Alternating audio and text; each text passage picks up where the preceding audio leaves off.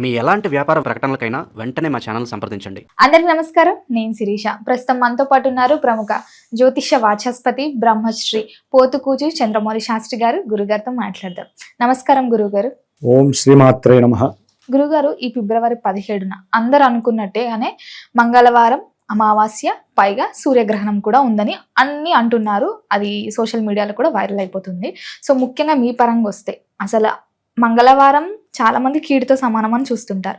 పైగా ఆ రోజు అమావాస్య వచ్చింది, పైగా సూర్యగ్రహణం అంటున్నారు. మరి ఇది ఎంతవరకు నిజం అంటారు? దీని ప్రభావం మన భారతదేశంలో ఉందంటారా? ఏంటి ఒక్కసారి? అమ్మ, అందరికీ ఉపయోగపడేటటువంటి చాలా ఉత్తమమైనటువంటి విషయాన్ని ఆ గ్రహాలు నీ చేత అడిగిపిస్తున్నాయని నేను ఉద్దేశపూర్వకంగా చెబుతున్నాను. ఎందుకంటే మాఘమాసంలో ముఖ్యంగా ఈ మాఘమాసంలో అందరూ కూడా చాలా విశేషమైనటువంటి స్నానాదులు చేసుకుంటూ, నదులు కావచ్చు, సముద్ర స్నానాదులు కావచ్చు, నిత్యము ఏదో ఒక దైవారాధన ఎక్కువ చేసుకుంటూ చాలా పండగలు దాటి వచ్చేసాం. విశేషమైన పండగలన్నీ దాటి వచ్చేసాం. వచ్చి చివరిగా అమావాస్య రోజున ఎదురు మనకు ఒక చిన్న ప్రశ్న అవగతం అవుతుంది. అసలు ఏంటి పరిస్థితి? అమావాస్య ప్రతి నెలా వస్తూనే ఉంటుంది, ప్రతి నెల రవిచంద్రులు కలుస్తూనే ఉంటారు. కానీ కుంభరాశిలో ఉన్నటువంటి రాహువు, ఈ రవి ఆల్రెడీ మనకి 13వ తారీఖు వచ్చి కూర్చున్నాడు. చంద్రుడు తిరుగుతూ వచ్చి ఇప్పుడు ఆయన కూడా కూర్చుంటేనే అమావాస్య వస్తుంది. రవిచంద్రులు కలిస్తే అమావాస్య వస్తుంది. రవి ధనిష్టా నక్షత్రము, చంద్రుడు ధనిష్టా నక్షత్రము, రాహువు చూస్తే శతభిష నక్షత్రము. అంటే ఇక్కడ ఒక రకంగా చెప్పాలంటే రవిచంద్రులకి ఇద్దరికీ కూడా రాహు యొక్క నక్షత్రంలో సేమ్ డిగ్రీస్లో టచ్ అయితేనే మనకి గ్రహణాలు పడతాయి. సరే, భూమి మీద ఉన్నటువంటి అంటే మన భూగోళంలో అటు 12 గంటలు ఇటు 12 గంటలు ఉంటుంది. కొన్ని దేశాలు అటుంటాయి, కొన్ని దేశాలు ఇటుంటాయి. అది సర్వసాధారణం, మనం దాన్ని తప్పు పట్టక్కర్లా. ఇక్కడ చంద్రోదయం వస్తే రాత్రి అయితే అక్కడ సూర్యోదయం పగలవుతుంది. ఇక్కడ మరి సూర్యోదయాన్ని నుంచి సూర్యాస్తమయం వరకు మనకి ఎక్కడా కూడా మరి నక్షత్రాలు టచ్ కావట్లా. రాహుతో సేమ్ డిగ్రీలో టచ్ అయినప్పుడే మనకి సూర్యగ్రహణం పడుతుంది, సూర్యాస్తమయం లోపల. కాబట్టి ఎక్కడా పట్ల. సరే, భూగోళానికి అవతల పక్క ఆ సమయం ఉండుండొచ్చు. కాబట్టి అంటే శతభిష నక్షత్రము ఎక్కడో అక్కడ టచ్ అయి ఉండొచ్చు, అక్కడ గ్రహణం పడుతోంది కొన్ని దేశాల్లో, కొన్ని ప్రదేశాల్లో. సరే, ఇక్కడ చూస్తే ముఖ్యంగా మన ఇండియా భరతఖండంలో కుంభరాశిలో రవి, చంద్ర మరియు బుధగ్రహము. ఆల్రెడీ బుధగ్రహము అనేటటువంటిది మనకి ఈ 17వ తారీఖున బుధగ్రహము, అట్లాగే శుక్రగ్రహము, చంద్ర, రవి, రాహు, బుధ, శుక్ర, ఈ 5 గ్రహాలు కూడా కుంభరాశిలో పంచగ్రహ కూటమిగా మనకు కలుగుతున్నాయి. ఎదురుకుండా ఉన్నటువంటి కేతువు కూడా లెక్కేస్తే షష్టగ్రహ కూటమి. అంటే ఒక రాశిలో గ్రహాలు ఉండటమే కాకుండా ఇంకో రాశి నుంచి గ్రహం చూస్తోంది.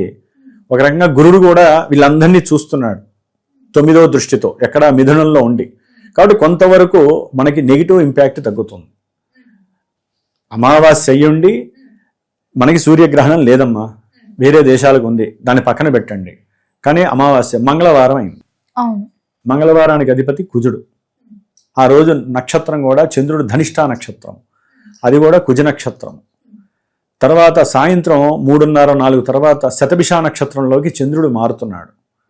అంటే చంద్రుడు రాహువు డీప్ కంజంక్షన్లో కలుస్తున్నారు ఈవినింగ్, మంగళవారం ఈవినింగ్ సాయంత్రం. కాబట్టి అది వాయుతత్వపు రాశి. కాబట్టి ఈ రవి, చంద్ర, బుధ, శుక్ర, రాహుగ్రహాలు కలవటం ద్వారా కొన్ని రాశుల వారికి, ముఖ్యంగా ప్రపంచవ్యాప్తంగా మన భూగోళానికి ఎక్కడో అక్కడ వాయు సంబంధిత సమస్యలు, అట్లాగే భూకంపాలకి సంబంధించినటువంటి పరిస్థితులు. ఎందుకంటే కుజుడు ఉచ్చస్థితిలో మకరంలో ఉన్నాడు కదా, భూతత్వ రాశిలో ఎక్కడో అక్కడ భూ సంబంధిత అలజడులు, అంటే భూకంపాలు, వాయు సంబంధితమైనటువంటి ప్రమాదాలు కావచ్చు, లేకపోతే ఎన్నో రకాలైనటువంటి కొన్ని సూక్ష్మ క్రిమికీటకాదుల వలన వాయువులో వ్యాప్తి చెందేటటువంటి కొన్ని అనారోగ్య సూచనలకు సంబంధించినటువంటి పరిస్థితులు, అట్లాగే ఉచ్ఛ్వాస నిశ్వాసాలకి సంబంధించి మనుషులకి కానీ లేకపోతే జీవులకి కానీ ఎక్కడో అక్కడ ఏదో రకమైనటువంటి ఇబ్బందులు కలిగి కొన్ని ప్రాణాలకి ముప్పు రావటము. ఎందుకంటే అమ్మ శాస్త్రం ఏం చెబుతోందంటే కొన్ని గ్రహాలు కలవటం వలన రక్తపాతం జరుగుతుంది, ప్రమాదాలు జరుగుతాయి, భూకంపాలు, జల సునామీలు, వాయుపరమైనటువంటి ఎన్నో ప్రమాదాలు జరుగుతాయని శాస్త్రమే చెబుతోంది. వీటితో పాటుగా ఆ రోజు మంగళవారం అయింది. మంగళవారానికి అధిపతి కుజుడని చెప్పాం కదా. కుజుడు ప్రమాదాలకి కారకుడు, యుద్ధాలకి కారకుడు, అట్లాగే ఎన్నో రకాలైనటువంటి అస్త్రశస్త్రాలకి కారకుడు. నెగిటివ్డ్ మొత్తానికి కూడా కుజుడు కారకుడు. మరి అలాంటిది ఆయన నక్షత్రంలో ఉన్నటువంటి గ్రహాలు, రాహు యొక్క నక్షత్రంలో ఉన్నటువంటి గ్రహాలే మనకి 4 ఉన్నాయి అక్కడ. ఒక్క గ్రహం ఒక్కటే, బుధుడు ఒక్కటే వేరే నక్షత్రంలో, పునర్వసు నక్షత్రంలో సేఫ్ జోన్లో ఉన్నాడు ఆయన. కానీ ఆయన కూడా రాహుతో కలిశాడు కాబట్టి వ్యాపారపరంగా కొన్ని రాశుల వాళ్ళకి ఇబ్బందులు, అట్లాగే ఆర్థికపరమైనటువంటి సెన్సెక్స్, అది బంగారం కావచ్చు, వెండి కావచ్చు, లేకపోతే స్పెక్యులేషను, షేర్స్కి సంబంధించిన వ్యవహారాలు కావచ్చు, లేకపోతే భూ కబ్జాలకి, భూములకి సంబంధించినటువంటి ఎన్నో రకాలైనటువంటి గొడవలు కావచ్చు, వేరే చోట మిలిటెంట్లు కావచ్చు, ఉగ్రవాదులు కావచ్చు, నక్సలైట్లు కావచ్చు, ఎవరో ఒకళ్ళు మన యొక్క ఇండియాకి ఉత్తర భాగము అట్లాగే ఈశాన్య భాగానికి మధ్యలో, అది రష్యా కావచ్చు, టిబెట్ కావచ్చు, లేకపోతే కాశ్మీరు ఇటు సైడ్ కావచ్చు, కజకిస్తాను, ఇంకా కొన్ని ఉన్నాయి, పాకిస్తాన్ కాకుండా ఇటు సైడు కొన్ని దేశాలు. ఆ దేశాలలో కంపల్సరీ కర్ఫ్యూ వాతావరణాలు కానీ, అలజళ్ళు కానీ, గొడవలు కానీ, లేకపోతే యుద్ధ ప్రమాదభరితమైనటువంటి సమస్యలు కానీ, ఎన్నో రకాలైనటువంటి సమస్యలు ఈ యొక్క అమావాస్య రోజున జరిగే అవకాశాలు ఉన్నాయి. ప్రతి మనిషి కూడా భయంతో బిక్కుబిక్కుమంటూ ఉండేటటువంటి పరిస్థితి కలుగుతుంది. ఆత్మనిగ్రహం కోల్పోతారు, మానసిక క్షోభ ఏర్పడుతుంది. అట్లాగే కొంతమంది వ్యాపారంలో అనుకోకుండా వాళ్ళు పెట్టిన పెట్టుబడులన్నీ దిగజారిపోవటము. మరి అంతే కదమ్మా, వ్యాపారస్తులందరూ కూడా షేర్స్లోనే పెట్టుకుంటారు కదా. అట్లాగే ఈ బంగారము, వెండి కొన్నటువంటి వాళ్ళకి పూర్తిగా తగ్గుతుంది, లేదా ఉన్నట్టుండి మళ్ళీ అది వరకు ఉన్న రేట్ల కన్నా ఇంకా ఎక్కువ పెరిగే అవకాశాలు ఉండొచ్చు. ఇక్కడ గురుడు యొక్క దృష్టి కూడా లెక్కలోకి తీసుకోవాలమ్మా. కాబట్టి రకరకాల ఫ్లక్చువేషన్స్ మధ్య మన ఇండియాలో మనల్ని మనం కాపాడుకోవటానికి మంగళవారం కాబట్టి ఉదయం పూట ప్రతి ఒక్కరూ కూడా కంపల్సరీ ఆదిత్య హృదయాన్ని ఒక 6 సార్లు చదవండి. ఆ తీర్థము చక్కగా ఇంటిల్లిపాది చదివిన తర్వాత నెత్తిమీద జల్లుకొని తీర్థం తీసుకోండి. అట్లాగే ఇక్కడ కుజుడితో సంబంధం ఉన్నటువంటి గ్రహాలు, కుజరాహుల యొక్క సంబంధం ఉంది కాబట్టి తప్పనిసరిగా సుబ్రహ్మణ్యేశ్వర స్వామికి ఆ రోజున అమావాస్య పుట్టినటువంటి వాళ్ళు, అమావాస్య రోజున వివాహం కానటువంటి వాళ్ళు, జాతకాలు జన్మజాతకాలలో కుజదోషాలు ఉన్నటువంటి వాళ్ళు, రాహుకేతు గ్రహాలతో కూడినటువంటి సర్పదోషాలు కలిగినటువంటి వాళ్ళు, అమావాస్య తిథి రోజున జన్మించి ఎన్నో ఇబ్బందులు, అంటే ఒక రకంగా స్త్రీలు రజస్వలు అయి ఉంటారు అమావాస్య రోజున. అట్లాగే అమావాస్య రోజున జన్మించిన వాళ్ళు ఉంటారు, అమావాస్య రోజున చనిపోయిన వాళ్ళు ఉంటారు ఇళ్లలో. వీళ్ళందరూ కూడా ఈ రోజున మళ్ళీ వాళ్ళకి వేరే రకరకాలైనటువంటి ఇబ్బందులు కలగకుండా, కొంతమందికి వ్యాపారంలో ఎదుగుతున్నా, చక్కగా చూడడానికి బాగున్నా వాళ్ళ మీద కొన్ని ప్రయోగాలు చేస్తూ ఉంటారు. ఈ అమావాస్య మంగళవారం ప్రపంచంలో ఎక్కడ జరుగుతున్నా ఇక్కడ కూడా కొంతమంది ఇలా చేసేవాళ్ళు ఉంటారు. శక్తి ఉంటుంది కాబట్టి మనం ఆ శక్తిని కూడా గమనించాలమ్మ, గుర్తించాలి. కాబట్టి ఆ శక్తుల్ని ప్రబలం చేసేటటువంటి శక్తికరమైన రోజు మంగళవారం. అంటే మనం మంగళవారం, ఆదివారం బయటికి వెళ్ళి వస్తే గురువారము ఎన్నో రకాలైనటువంటి దిష్టిలు తీసుకుంటూ ఉంటాం, కాళ్ళు కడుక్కుంటూ ఉంటాం, భయంతోనే ఉంటాం ఒక రకంగా. మరి తెల్లారు లేస్తే మనకి 4 నెలల బట్టి చూస్తూనే ఉన్నాము విపరీతమైనటువంటి ప్రమాదాలు. వీటన్నిటికీ కారణం గ్రహకూటమి.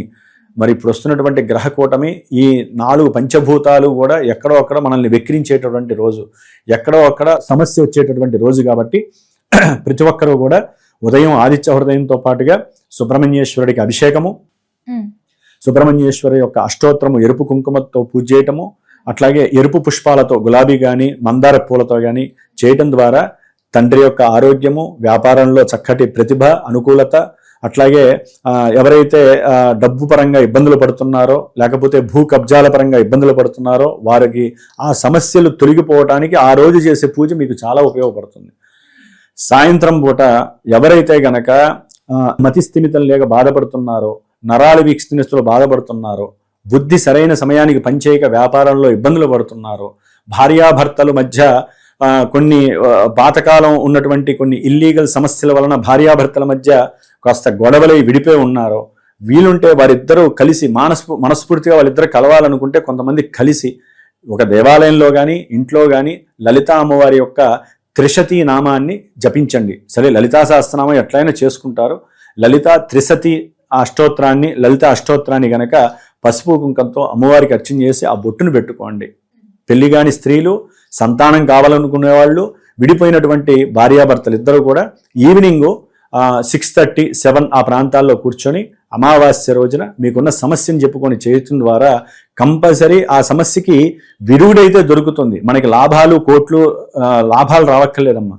మనకున్న దోషాలు పోవడానికి మాత్రమే ఈ పూజలు చేయాలి. అర్థమైందా? కాబట్టి ఈ విధంగా చేసుకోండి.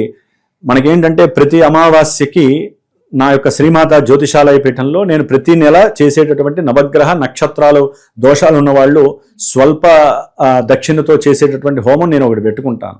ఈసారి మరి మహాశివరాత్రి అయిపోయిన తర్వాత వచ్చేటటువంటి శివరాత్రిన నేను ఆల్రెడీ చెప్పి ఉన్నాను నెల క్రితం. ఏమని? మృత్యుంజయ పాశుపత రుద్రహోమం చేస్తున్నాను అని చెప్పి. కాబట్టి నవగ్రహ నక్షత్ర సహిత మృత్యుంజయ పాశుపత హోమంతో పాటుగా ఇందాక చెప్పినటువంటి సంతానపరమైనటువంటి దోషాలు ఎదుర్కొనే వాళ్ళకి, వివాహం కానటువంటి యువతీ యువకులు ఎవరికైనా కానివ్వండి, భార్యాభర్తల మధ్య అన్యోన్యత లేని వాళ్ళకి, వ్యాపార నష్టాలు అనుభవిస్తున్నటువంటి వాళ్ళకి, పిత్రార్జిత ఆస్తుల్లో అటు ఇటు అన్నదమ్ములు కొట్టుకుంటూ కోర్టు కేసుల్లో డబ్బులు విపరీతంగా ఖర్చు పెట్టుకుంటున్న వాళ్ళకి, ఇట్లా ఏదైనా సమస్యలు ఉండి వారు గనక ఎవరైనా కర్కాటక రాశి కానీ, సింహరాశి వారు కానీ, వృశ్చిక రాశి వారు కానీ, మకరము, కుంభము, మీనము ఈ రాశుల వారు గనక ఎవరైనా ఉండి ఉంటే, ఆ రాశుల్లో ఉన్నటువంటి నక్షత్రాల్లో ఎవరైనా ఉండి ఉంటే తప్పకుండా నేను చేసేటటువంటి ఈ యొక్క హోమంలో చక్కగా పాల్గొనండి. ఆ రోజు యొక్క విశిష్టత, అమావాస్య రోజు పుట్టిన వాళ్ళు కూడా చక్కగా ఈ హోమానికి సంబంధించి గోత్రనామాదులు ఇచ్చి పాల్గొంటే చాలా మంచిదమ్మా. దానికి ఆ రోజున చేసేటటువంటి ఈ మృత్యుంజయ పాశుపత హోమము, సుబ్రహ్మణ్యేశ్వర స్వామి హోమము, ముఖ్యంగా హనుమంతుడి యొక్క హోమము. ఎందుకంటే ఇప్పుడు అసలైనటువంటి రంగం ప్రారంభమయ్యేది ఫిబ్రవరి 23 నుంచి. ఆ రోజు పంచగ్రహ కూటమి, అసలైన పంచగ్రహ కూటమి అది. చంద్రుడే ఉందమ్మా, వాళ్ళు ఉంటాడు, రేపు వెళ్ళిపోతాడు, 19కి వెళ్ళిపోతాడు ఆయన. చంద్రుడు మళ్ళీ తిరుగుతూనే ఉంటాడు ఆయన. కానీ ఈ పంచగ్రహ కూటమి దాదాపు ఫిబ్రవరి 23 నుంచి మార్చి 1వ తారీఖు వరకు ఉంటుంది. కాబట్టి నా పీఠంలో ప్రత్యేకించి ఈ 7 రోజులు ఈ పంచగ్రహ కూటమి దోష పరిహారార్థమై, తర్వాత మళ్ళీ బుధుడు కొన్ని గ్రహాలు మారిపోతాయి. అందుకని కంపల్సరీ ఈ యొక్క కూటమి దోషం పోవటానికి నేను ప్రత్యేకించి సుబ్రహ్మణ్యేశ్వర స్వామి వారి యొక్క సర్పసూక్త పారాయణ 7 రోజులు చేస్తున్నానమ్మా. కుజుడికి, రాహుకేతువులకి, అంటే సర్పదోషాలు, కుజదోషాలు ఉన్న వాళ్ళ కోసము ఈ యొక్క సర్పసూక్త పారాయణము, కుజరాహుకేతువులకి జపం చేసి చివరి అంటే ఒక 2వ తారీఖు రోజున స్వామివారికి సంబంధించినటువంటి సర్పసూక్త హోమం చేయాలని సంకల్పం అయితే చేసుకున్నాను. కాబట్టి ఎవరైనా ఉంటే చక్కగా అనుకూలమైనటువంటి స్వల్పయుక్తంగా ఈ యొక్క కార్యక్రమంలో మీరు కూడా పార్టిసిపేట్ చేసి, ఎందుకంటే ఇండివిజువల్గా చేసుకోవాలంటే చాలా విపరీతమైనటువంటి ఖర్చు అవుతుంది. కాబట్టి పీఠం తరపున నా వంతుగా నేను 10 మందికి లాభం కలగటానికి, వారికి వృద్ధి కలగటానికి చేసే ప్రయత్నంలో ఎవరైనా సహకారం అందించవచ్చు. ఎవరైనా వారి గోత్రనామాలు ఇస్తే నేను చేసి పెడతాను. కాబట్టి ఆ ఫిబ్రవరి 23 నుంచి మార్చి 1, 2 తారీఖు వరకు కూడా చాలా విశేషము. తర్వాత వచ్చేటటువంటి పౌర్ణమి చంద్రగ్రహణం రోజున హోమం ఉంటుంది. అది నేను తర్వాత మళ్ళీ వీడియోలో చెప్తాను. ఇప్పుడు మాత్రం అమావాస్య రోజున ఇందాక నేను చెప్పినట్లుగా చక్కగా చేయండి. ఎవరైనా సరే వారి పితృదేవతల యొక్క శాంతి అర్థం అమావాస్య కూడా కలిసి వచ్చింది. కాబట్టి కొంతమంది అమావాస్యలో చనిపోయిన వాళ్ళు, కొన్ని నక్షత్రాలు ఉంటాయమ్మా, ఆ దోషభూయితమైన నక్షత్రాల్లో చనిపోయిన వాళ్ళ ఇళ్లలో ఎక్కువగా ప్రమాదాలు జరుగుతూనే ఉంటాయి. అట్లాగే ఒకరి తర్వాత ఒకళ్ళు ఇబ్బందులు పడుతూ ఉంటారు. అంటే నాకు ఎంతోమంది నాకున్న అనుభవంలో చెప్తూ ఉంటారు కాబట్టి చదువుతున్నా. అది ప్రభావం, అమావాస్య ప్రభావం, నక్షత్ర దోష ప్రభావం. కాబట్టి ఇలాంటి రోజుల్లో ఏదైనా ఇలాంటి పూజలందు పాల్గొన్నా కూడా వారికి శుభం కలుగుతుంది. అదంతటితోనే ఆ యొక్క దోషం అనేది వెళ్ళిపోవడానికి అవకాశం ఉంటుంది. బ్రాహ్మడికి ఎవరికైనా సరే చక్కగా స్వయంపాక దానం తృప్తిగా తీసుకువెళ్ళి వాళ్ళ పేర్లు ఎవరైతే చనిపోయారో వాళ్ళ పేర్లన్నీ చెప్పుకొని బ్రాహ్మడికి చక్కగా దక్షిణతో కూడినటువంటి స్వయంపాక దానం ఇవ్వండి. ఇక పూజలు పునస్కారాలు మీరు చేయండి. ఏదైనా చేయించుకోదలుచుకుంటే మటుకు నా యొక్క పీఠానికి ఫోన్ చేసి సంప్రదించండి. మన వంతు సహకారం మనం అందిస్తూ సర్వే జనా సుఖినో భవంతు అనేటటువంటి నానుడితో అందరూ బాగుండాలి, వాళ్ళల్లో మనం ఉండాలనే ఉద్దేశంతో చేసే ఈ పూజ హోమాలు పూజాదికల్లో ఎవరైనా పాల్గొనే అవకాశం తీసుకోండమ్మా. ఏదైనా అమావాస్య చాలా ఘోరమైనటువంటి విపత్తుల్ని ప్రపంచానికి ఇవ్వబోతోంది. కాబట్టి ఎవరి వంతు వాళ్ళు చేసేటటువంటి దైవధ్యానం వలన కాస్తన్నా మనం మన భూమిని మనం రక్షించుకోగలుగుతాం అని చెప్పి ఒక గురువుగా నా వంతుగా నేను చెప్తున్నాను. గురుగారు, ముఖ్యంగా సూర్యగ్రహణం ఉంది కాబట్టి ఆ రోజు అది మన భారతదేశంలో కనిపించట్లేదని చెప్పారు. ఒకవేళ కనిపిస్తే మనం గర్భిణీ స్త్రీలు బయటకు రాకూడదని ఇలాంటివి కొన్ని నియమాలు ఉంటాయి కదా. మరి ఇప్పుడు ఎక్కడో సూర్యగ్రహణం కనిపిస్తుంది, మరి మన దేశంలో ఉన్న గర్భిణీ స్త్రీలు ఏమన్నా పాటించవచ్చు అంటారా? నియమాలు బయటకు రాకుండా ఉండడం కానీ, పట్టు విడుపు స్నానాలను అంటూ ఉంటాం కదా, ఇలాంటివి ఏమైనా ఉంటాయంటారా? మరి లేదమ్మా, మనకి ఇక్కడ అసలు గ్రహణం అనేటటువంటిది పంచాంగంలో ఎక్కడ ఇవ్వలేదు. ఆ స్పర్శ తగలట్లేదు కదా. గ్రహణ స్పర్శ మన ఇండియాకి లేనప్పుడు మన ఇండియా మీద మామూలుగా ఆ కిరణాలు ఏం పడవు, నెగిటివ్ కిరణాలు పడవు. కాబట్టి ఎవరి పనులు వాళ్ళు చేసుకోవచ్చు. గర్భిణీలైనా చెప్పాను కదమ్మా, సుబ్రహ్మణ్యేశ్వరుని ఆరాధన చేసుకుంటూ ప్రశాంతంగా ఉండండి. ఇప్పుడు బయటికి వెళ్తున్నారు అంటే వాళ్ళకి దానికి తగ్గట్టుగా చేసుకొని వెళ్ళటం వలన పోయేదేం లేదు. రేపు మనకి మార్చి 3వ తారీఖు వచ్చే పౌర్ణమికి మాత్రము కొన్ని సూచనలు ఉన్నాయి. అది తర్వాత మనం చెప్పే నెక్స్ట్ వీడియోలో నేను ఎలా ఆచరించాలి, ఏమేం చేయాలనేది నేను చెప్తా.